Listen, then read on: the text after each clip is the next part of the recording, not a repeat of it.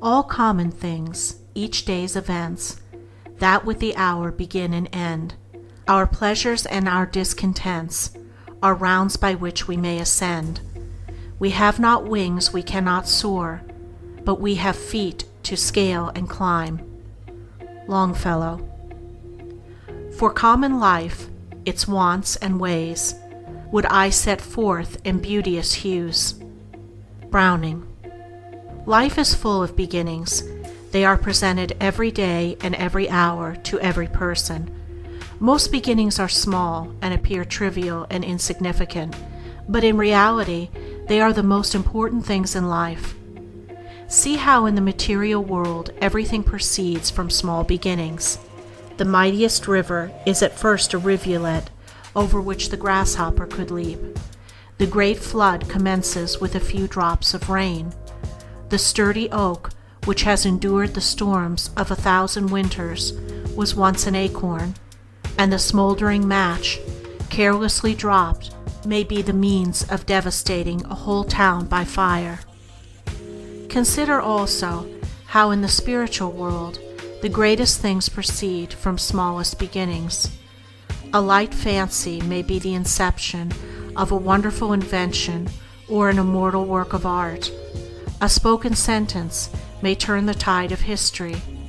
A pure thought, entertained, may lead to the exercise of a worldwide regenerative power, and a momentary animal impulse may lead to the darkest crime.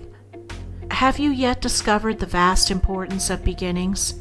Do you really know what is involved in a beginning? Do you know the number of beginnings you are continuously making and realize their full import? If not, come with me for a short time and thoughtfully explore this much ignored byway of blessedness.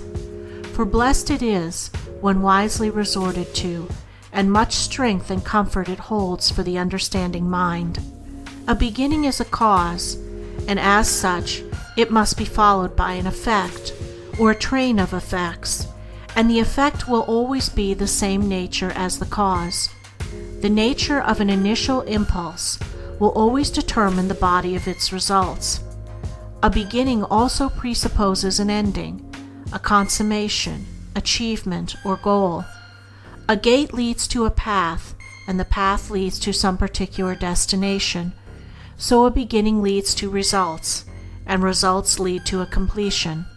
There are right beginnings and wrong beginnings, which are followed by effects of like nature. You can, by careful thought, avoid wrong beginnings and make right beginnings, and so escape evil results and enjoy good results. There are beginnings over which you have no control and authority. These are without, in the universe, in the world of nature around you, and in other people who have the same liberty as yourself. Do not concern yourself with these beginnings, but direct your energies and attention to those beginnings over which you have complete control and authority, and which bring about the complicated web of results which compose your life. These beginnings are to be found in the realm of your thoughts and actions, in your mental attitude under the variety of circumstances through which you pass, in your conduct day by day, in short, in your life as you make it, which is your world of good or ill. In aiming at the life of blessedness, one of the simplest beginnings to be considered and rightly made is that which we all make every day, namely, the beginning of each day's life. How do you begin each day? At what hour do you rise? How do you commence your duties? In what frame of mind do you enter upon the sacred life of a new day? What answer can you give your heart to these important questions?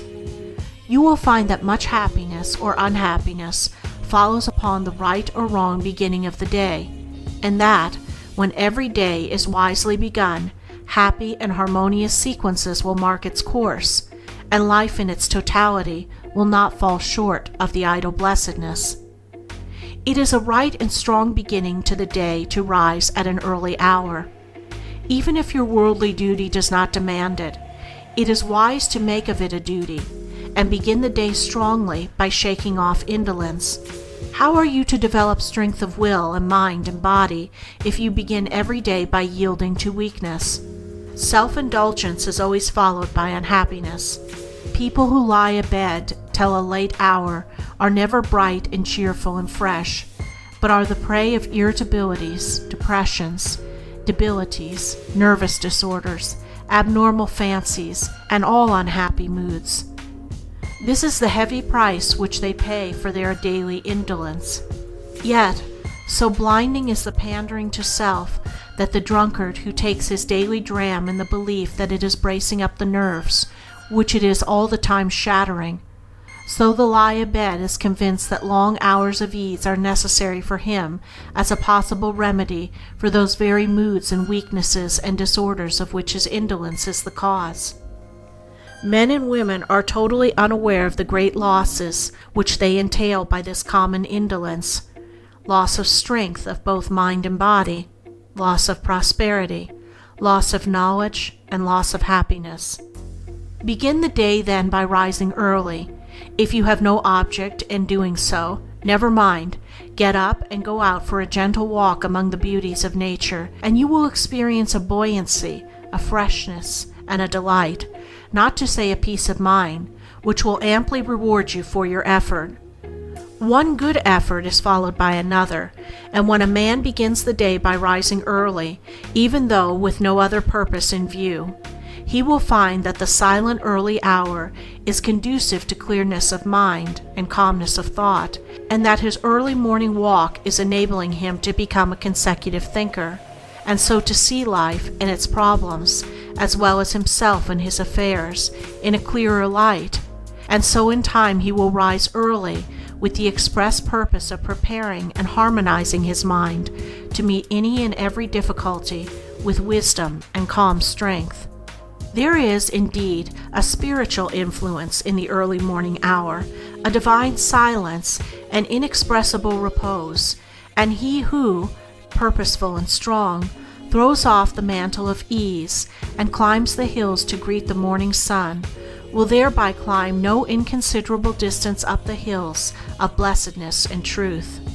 The right beginning of the day will be followed by cheerfulness at the morning meal, permeating the household with a sunny influence, and the tasks and duties of the day will be undertaken in a strong and confident spirit, and the whole day will be well lived.